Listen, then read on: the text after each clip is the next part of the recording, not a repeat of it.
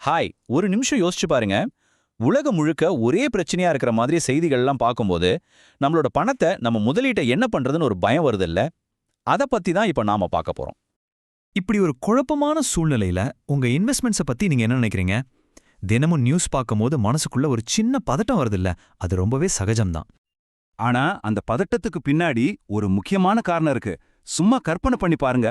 October 2025 ஒரு ounce தங்கத்தோட விலை $4000 தாண்டிடுச்சு. இது ஏதோ சாதாரண விலை ஏத்தம் இல்ல. அது மட்டும் இல்லாம ஆபரேஷன் சிந்தூர் மாதிரி மிலிட்ரி நடவடிக்கைகள் பத்தின செய்திகள் வேற தொடர்ந்து வந்துட்டே இருக்கு. அப்போ இந்த பயம் நிஜமான ஒண்ணுதான் இப்போ நம்ம கண் முன்னாடி நடக்குதுன்னு தோணுது இல்லையா? சரி, இந்த பரபரப்பான ஹெட்லைன்ஸ்க்கு பின்னாடி உண்மையில என்னதான் நடக்குது? முதல்ல இந்த பதட்டத்துக்கும் தங்கத்துக்கும் என்ன சம்பந்தம்னு பார்த்துடலாம். நாம பார்க்கறது ஏதோ திடீர்னு ஒரு நாள் விலையேறினது இல்ல. இது உலக பொருளாதாரத்திலேயே ஒரு பெரிய மாற்றம் நடக்க போறதுக்கான ஒரு முக்கியமான சிக்னல். இந்த விலை உயர்வுக்கு பின்னாடி ஒரு முக்கியமான கான்செப்ட் இருக்கு. அதை என்ன சொல்லுவாங்கன்னா ஜியோபொலிட்டிக்கல் பிரீமியம், அதாவது புவிசார் அரசியல் பிரீமியம். சிம்பிளா சொல்லணும்னா, உலகம் முழுக்க ஒரு பதட்டமான சூழல் இருக்கும்போது தங்கம் மாதிரி பாதுகாப்பான சொத்துக்கள் மேல இன்வெஸ்டர்ஸ் ஒரு எக்ஸ்ட்ரா விலை கொடுத்து வாங்க ரெடியா இருப்பாங்க. அதுதான் இந்த பிரீமியம். இதை மட்டும் நீங்க புரிஞ்சுக்கிட்டீங்கன்னா அடுத்து என்ன நடக்க போகுதுன்னு ஈஸியா கெஸ் பண்ணிடலாம். சரி, இந்த தங்கத்தோட விலை ஏறுறதுக்கு பின்னாடி 3 பெரிய சக்திகள் வேலை செய்யுது. ஒன்னு, அரசாங்கங்களுக்கு கடன் அதிகமா இருக்கிறதால சென்ட்ரல் பேங்க்ஸ் வட்டி விகிதத்தை பெருசா ஏத்த முடியல. ரெண்டாவது, நிறைய நாடுகள் அமெரிக்க டாலரை மட்டுமே நம்பாம தங்கம் மாதிரி வேற பாதுகாப்பான விஷயங்கள்ல முதலீடு பண்ண ஆரம்பிச்சிட்டாங்க. மூணாவது, எப்போ பொருளாதாரம் கொஞ்சம் சரிய போகுதுன்னு ஒரு சின்ன பயம் வந்தா கூட போதும், முதலீட்டாளர்கள் எல்லாரும் உடனே தங்கத்தை நோக்கி ஓடி வராங்க.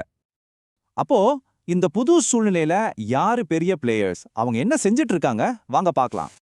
இத உங்களால நம்ப முடியுதா?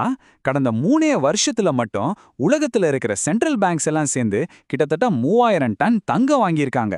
யோசிச்சு பாருங்க, இந்த மாற்றம் எவ்வளோ பெரியதுன்னு இந்த ஒரு நம்பரே சொல்லுது. இந்த சார்ட்டை பார்த்தாலே உங்களுக்கு புரியும். 2009ல இருந்து 2024 வரைக்கும் சென்ட்ரல் பேங்க்ஸ் கையில இருக்கிற தங்கத்தோட இருப்பு எவ்வளோ சீரா, அதே சமயம் எவ்வளோ அதிகமா ஏறிக்கிட்டே போயிருக்குன்னு பாருங்க. ஏன் இந்த அரசாங்கங்கள்லாம் இப்படி தங்கத்தை வாங்கி குவிக்குது? இது ஏதோ பயத்துல செய்யறதில்ல, இது ஒரு பக்காவான பிளான். தங்கம் ரொம்ப காலத்துக்கு அதோட மதிப்பை இழக்காது, பணவீக்கத்திலிருந்து நம்மள காப்பாத்தும்.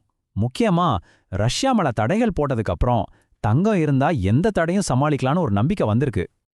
சரி, இப்போ நடக்கிற இந்த பதட்டத்தை விட்டுட்டு கொஞ்சம் பின்னாடி போய் வரலாறு என்ன சொல்லுதுன்னு பார்க்கலாம்.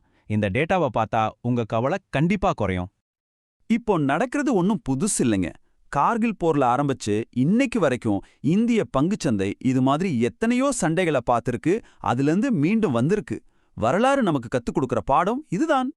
இங்க ஒரு முக்கியமான விஷயம் என்னன்னா, இந்த மாதிரி ஒவ்வொரு முறையும் மார்க்கெட் கிட்டத்தட்ட ஒரே மாதிரி தான் ரியாக்ட் பண்ணிருக்கு. அது ஒரு கணிக்கக்கூடிய பேட்டர்ன். அதையே நினைப்ப பார்ப்போம். இவ்ளோ பெரிய பிரச்சனைகள் நடந்தப்போ நிஃப்டி 50 எவ்ளோ சரிஞ்சிருக்கும்னு நினைக்கிறீங்க? சராசரியா வெறும் 5.27% தான். நாம நினைக்கிறத விட இது ரொம்ப ரொம்ப கம்மி. ஆனா அசலைன ஆச்சரியம் இப்பதான் இருக்கு.